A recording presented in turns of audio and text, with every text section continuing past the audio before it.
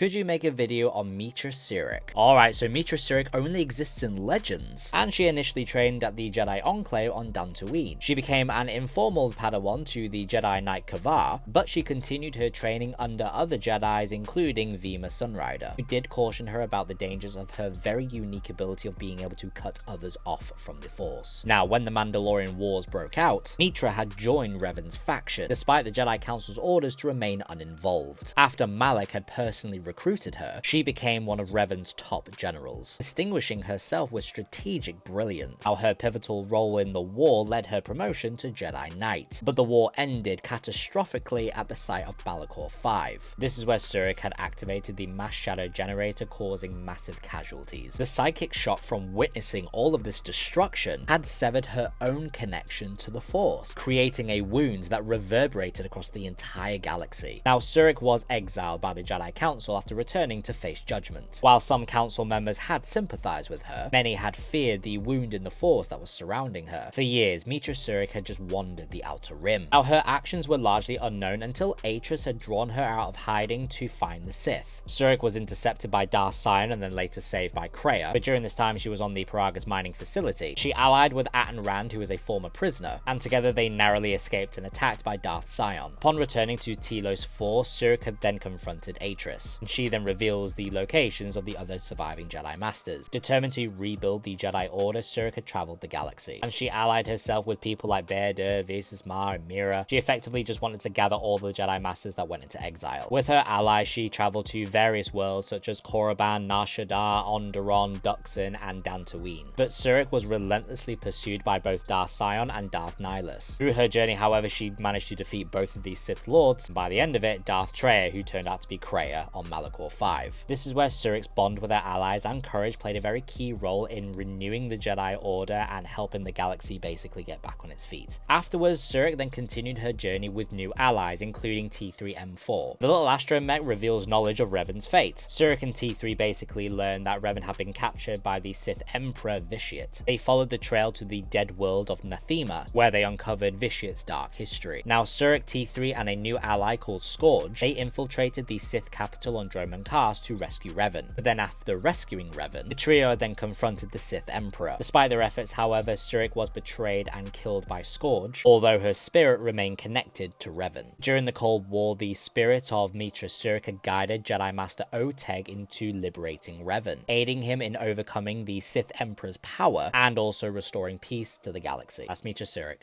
Hope it helped.